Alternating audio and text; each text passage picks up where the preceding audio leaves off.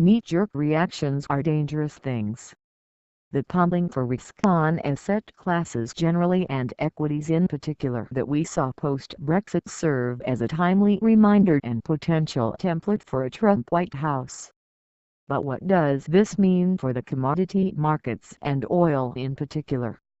If the dollar is selling off, and at the time of writing it is selling off, then the inverse relationship with commodities would very often mean a bid under the price of Brent, WTI et al. However, an overriding factor is obviously the global uncertainty that a Trump victory would create for policymakers everywhere. And OPEC is the world's biggest oil market policymaker.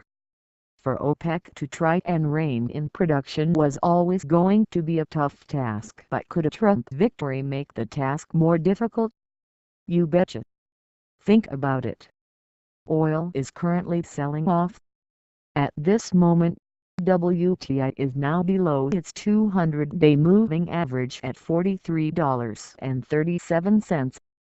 The positivity in the price surrounding the framework for an oil production cut from Algiers has already evaporated in the market as traders decide that they want to see the proof in the pudding at the OPEC meeting in late November. The verbal intervention, like so many in the central banking world before now, hasn't worked. Investors want cold, hard cuts before going long, it seems. Now, back to Trump implications for the oil market.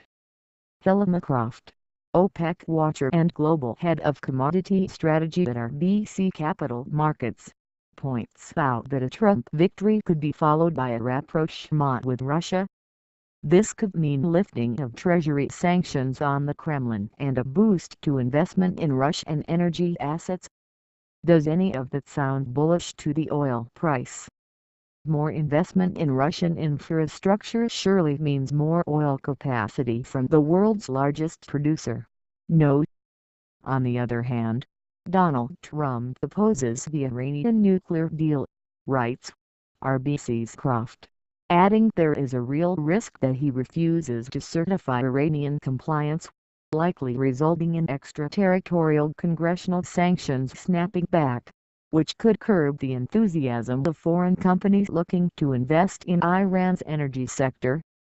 Like in every other asset class, the Trump victory would be such an unknown quantity and will no doubt add to underlying increases in volatility. But for oil, the ultimate question has to be, will there be more or less oil consumption on the back of a Trump victory? Too soon to call surely, but at the moment hard to see a bullish scenario.